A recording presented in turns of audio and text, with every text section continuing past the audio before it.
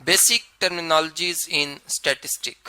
Statistic जो कि एक आर्ट है जिसमें कि हम डाटा की कलेक्शन, फिर इसकी ऑर्गेनाइजेशन, फिर इसकी प्रेजेंटेशन और फिर इंटरप्रिटेशन पे बात करते हैं। तो सबसे पहले हम डाटा कलेक्शन पे बात करते हैं कि आखिर डाटा कलेक्ट किस किस तरीके से किया जा सकता है। अब देखिए, अगर डाटा की कलेक्शन हम अपने सेंसेस की बेस पर ले रहे हो, ठीक है, जो कि हमारे 5 सेंसेस हैं, ठीक है जी। तो अब इस किस्म की जो डाटा की कलेक्शन होगी इसे हम क्वालिटेटिव डाटा कहेंगे। क्वालिटेटिव डाटा यानी जैसे मैंने एक चीज का स्मेल किया और मुझे उसका स्मेल बहुत अच्छी लगी है, एक और ऑब्जेक्ट है उसकी स्मेल उससे बेहतर लगी, मतलब यहाँ पर नंबर से मैं स्मेल को कोई नंबर नहीं दे सकता। जैसे हम मार्क्स मैयर करते हैं बच्चों के, ठीक है, और हम देखते हैं एक बच्चे के मार्क्स 10 है, एक के 11 है, तो हम एक डिफरेंस ही को चलो बेस बनाते हुए कोई ऑर्डर कर लेते हैं। तो ये बेसिकली इस किस्म का अगर डाटा मैं कलेक्ट कर लूंगा तो ये क्वांटिटेटिव डाटा कहलाएगा, क्वांटिटेटिव डाटा। लेकिन क्वालिटेटिव डाटा में जैसे मैंने कहा कि हम देखते हैं, ये भी हमारी एक सेंस है। अब उसमें हमें एक चीज ज्यादा खूबसूरत नजर आई और एक उससे कम खूबसूरत नजर आई, तो ये भी इस किस्म से अगर हम डाटा कलेक्ट करते हैं और उसकी ऑर्गेनाइजेशन करते हैं तो वो कलेक्शन ऑफ डाटा जो कहलाएगी वो क्वालिटेटिव डाटा की कहलाएगी, ठीक है। ये तो एक चलिए छोटा सा एक डिफरेंस मैंने आपको बताया डाटा का, कलेक्शन का, ठीक है। अब जब हम डाटा कलेक्ट कर लेते हैं तो उसके लिए पहला क्वेश्चन आता है कि क्या हम पूरी जो पॉपुलेशन है उसमें से कलेक्ट करें डाटा या सैंपल लें।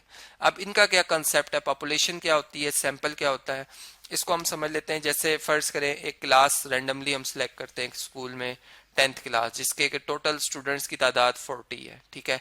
अब एक सेंसस है ये कि मैं हर बच्चे से उसकी एज के हवाले से पूछता हूँ, ठीक है, और हर बच्चे ने अपनी एज बताई है। किसी की एज फर्स्ट कर 14 ईयर एग्जैक्ट है, किसी की एज जो है वो 15 ईयर है, किसी की 14.5 ईयर है, ऐसा सो ऑन। अब अगर फर्ज करें ये सारी वैल्यूज में लेके आता हूँ, इनकी एवरेज ले लेता हूँ, मैं तमाम वैल्यूज को ऐड करके इनकी कुल तादाद 40 चुके स्टूडेंट्स हैं, डिवाइड करके कहता हूँ जी इस क्लास में अप्रोक्सीमेट 14.5 ईयर के बच्चे जो है मौजूद हैं। तो ये मैंने एक पॉपुलेशन ली और उसकी एवरेज ली है, ठीक है। लेकिन अगर फर्ज करें मैं रेंडमली कुछ बच्चे पिक करता हूँ, मैं मतलब इसमें चूंकि 40 में से कोई भी एक स्टूडेंट पिक किया जा सकता है, तो कलर या उसकी पोजीशन को मैं बेस नहीं बनाता, मैं हर हर लोकेशन से, ताकि वो एक पूरे ओवरऑल इस क्लास को रिप्रेजेंट कर सके, मैं कलेक्ट करता हूँ, ठीक है। और फिर उस ये मतलब मेरे पास ये सैंपल कहलाएगा, ये मैं सैम्पलिंग कर रहा हूँ, जो कि इसके डिफरेंट वेज हैं सैम्पलिंग के, जो कि मैं थॉरली ऑलरेडी आपको इसके वीडियोस में बता चुका हूँ कि सैम्पलिंग हम कैसे किन किन मेथड से कर सकते हैं, ठीक है।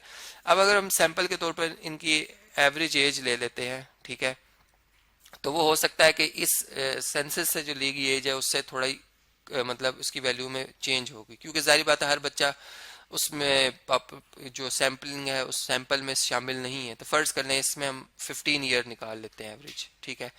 तो ये बेसिकली एक डिफरेंस जो है वो आता है, चूंकि हम जब सैम्पलिंग की जो टेक्निक्स है उसमें इन्हीं चीज़ों को तो हम स्टडी करते हैं कि आखिर हम फिर किस तरह की सैम्पलिंग करें कि हमारी जो सैंपल की जो भी कैलकुलेशन है, ठीक है, एवरेज की है जो भी कैलकुलेशन है वो अपने सेंसस की एवरेज से मैच कर सके या एक पॉपुलेशन को रिप्रेजेंट कर सके, ठीक है। तो ये एक सैंपल और पॉपुलेशन में फर्क हुआ। अब चूंकि ये बच्चे जो कि रेंडमली इनकी एजेस पूछी जा रही थी, ये एक डाटा बन रहा था, तो ये हमारे पास जो डाटा है बेसिकली क्या था कि इनकी एजेस को मैं नंबर्स में जो लिख रहा था, न्यूमेरिकल नुमरल्स में जो लिख रहा था मैं, ठीक है। अब वो नंबर्स जो हैं वो हम चूंकि रेंडमली जो है वो लिख रहे हैं, ठीक है, उन्हें कोई हमने किसी ऑर्डर में नहीं लिखा हुआ, तो वो एक रॉ डाटा है, रॉ डाटा है, ठीक है। लेकिन अगर मैं उन्हें एक अरेंज्ड फॉर्म में लिख देता हूँ तो वो फिर मतलब क्या उसकी या उसके ऊपर कोई स्टैटिस्टिकल ऑपरेशन अप्लाई कर लेता हूँ, ठीक है, कोई भी स्टैटिस्टिकल ऑपरेशन अप्लाई कर लेता हूँ, तो फिर वो डाटा जो है एक ऑर्गेनाइज्ड डाटा में तब्दील हो जाएगा, जिसे कि मैं सेकेंडरी डाटा कहूँगा after statistic operation, statistic operation, ठीक है जी। अब वो एक ऑर्डर भी हो सकता है, एक तरतीब भी लिखें या एवरेज ले ली जाए, मीडियन, मॉड, कुछ भी, ठीक है। तो ये फिर सेकेंडरी जो है डेटा में तब्दील हो जाएगा, जबकि इससे पहले जो रॉ डेटा है उसे हम प्राइमरी डेटा भी कहते हैं। ठीक है, ये एक प्राइमरी डेटा था। तो यही इनका एक तो डिफरेंस भी हमें पता चल रहा है। फिर अब सेकेंडरी डेटा भी अपनी ऑर्गेनाइज्ड, मजीद ऑर्गेनाइज्ड फॉर्म में नहीं है। फर्ज करें मैं मार्क्स के हवाले से कुछ बात आपसे शेयर कर लेता हूँ। ठीक है, बच्चों के कुछ मार्क्स हैं जो कि मैं यहाँ पर लिखता हूँ। एक बच्चे के 6 मार्क्स हैं, एक के 7 है, एक के 9 है, फिर 10 है, 2 स्टूडेंट्स ने लिए हुए हैं, फिर 11 है, फिर 15 है। ठीक है, इसका सोन ये कुछ बच्चों के मार्क्स हैं जो कि यहाँ पर रैंडमली हैं, लेकिन ये अरेंज्ड फॉर्म में है।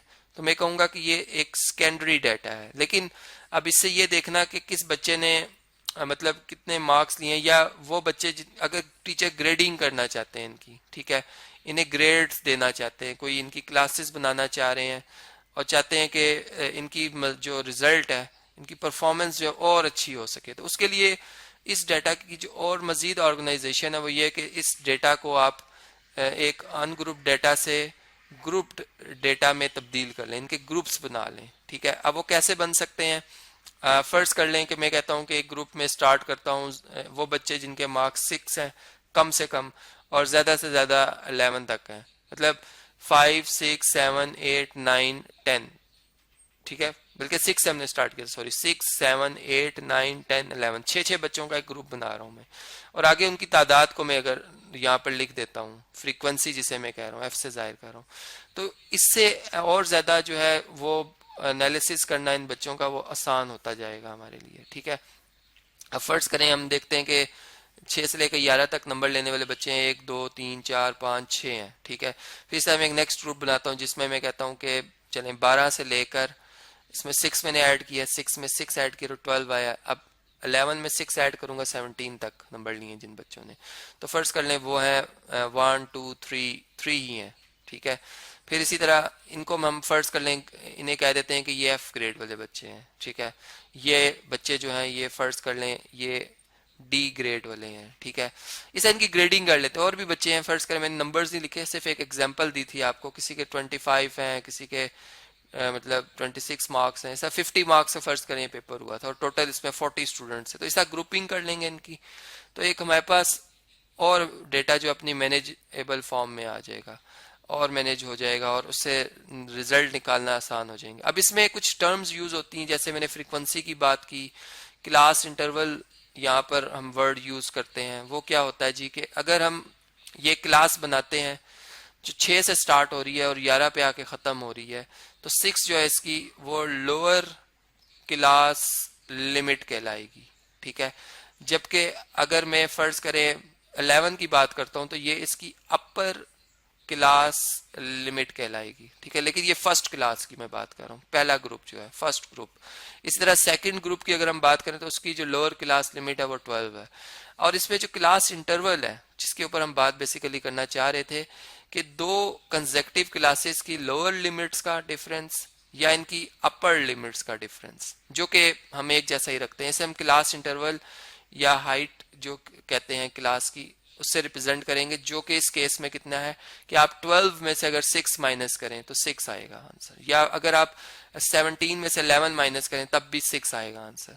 तो इस तरीके से ये जो हमारे पास क्लास इंटरवल है, ये हम यहाँ पर जो कंसेप्ट है इसका या फ्रीक्वेंसी का कंसेप्ट है वो ग्रुप डाटा में समझ सकते हैं।